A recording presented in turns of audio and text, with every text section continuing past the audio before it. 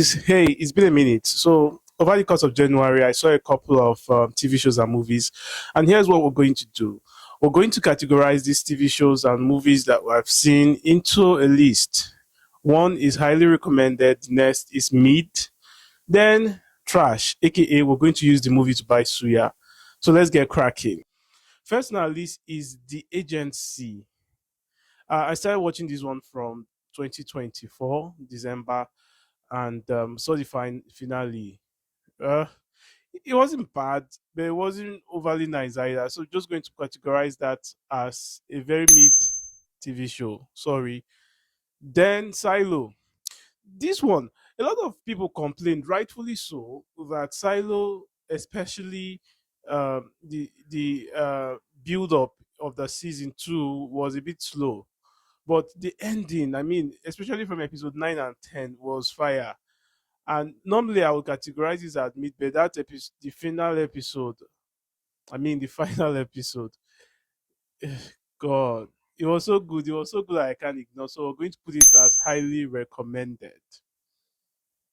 Then next on my list is Lockerbie. Lockerbie was the very first 2025 TV show I saw, and this follows a true life story. So we're going to put that into consideration. It was really good, and I think because you're trying to make a live event, so it actually limits the number of things that they could do. It's really a good show. It's not a bad show, but for the sake of if I want to recommend it for people that would really enjoy it, I'll put it as mid.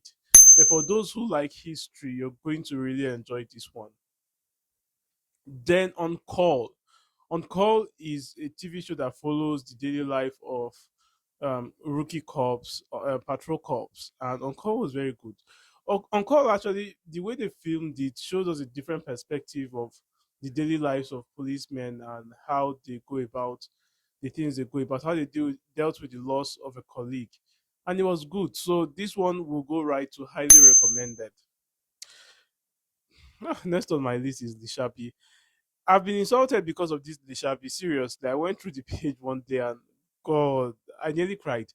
But it's not going to stop me from saying the truth. We're going to definitely use Lishabi to buy a big wrap of suya, straight up. I'm not going to be afraid. I'm not going to fear anybody face. Insult me all you want. Then American Primeval.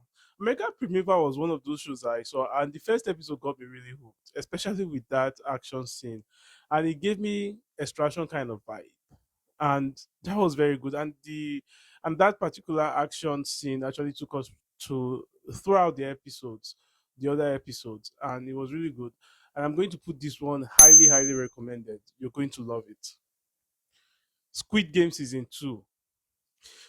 A lot of people complain about Squid Game season two that it didn't measure up to season one and there shouldn't have been any season two, yada yada yada yada.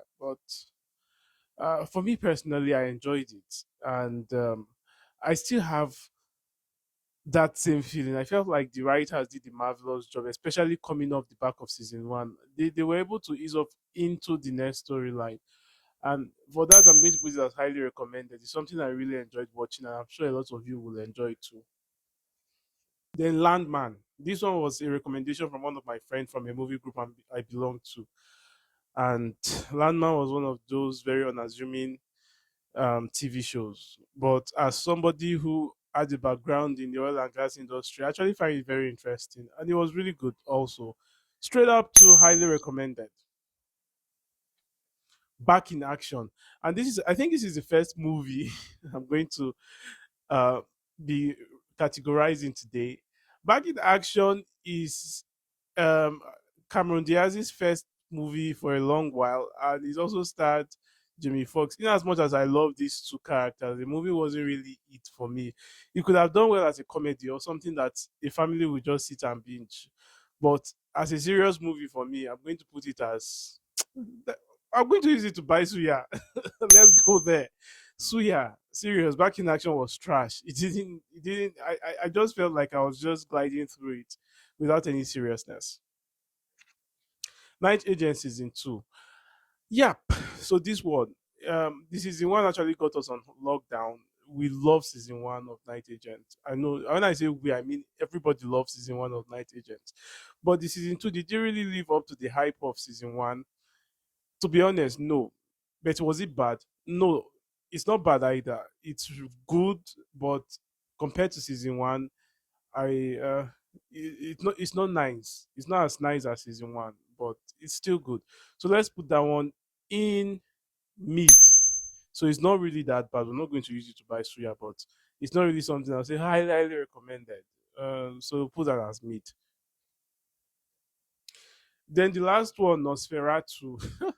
I don't know how to feel with this one though. The reason I watched Nosferatu is because um, it won awards in the last Academy Awards, and I felt like okay, some of these award movies, let's see how it goes. And now, I don't know. Part of me see the reason why it won award because the performances were really good, but is it really worth my cup of tea? I don't know. I just put it somewhere in between mid and Suya, but it's not like Suya, but it's also not mid. Let's just put it for the sake of the awards that I won. Let's put it as mid. So that is all that I have for today concerning our rating. I'm going to see you at the end of February. Let's see how February holds. But January was really a good month for the movies and TV shows, that we're able to watch. See y'all.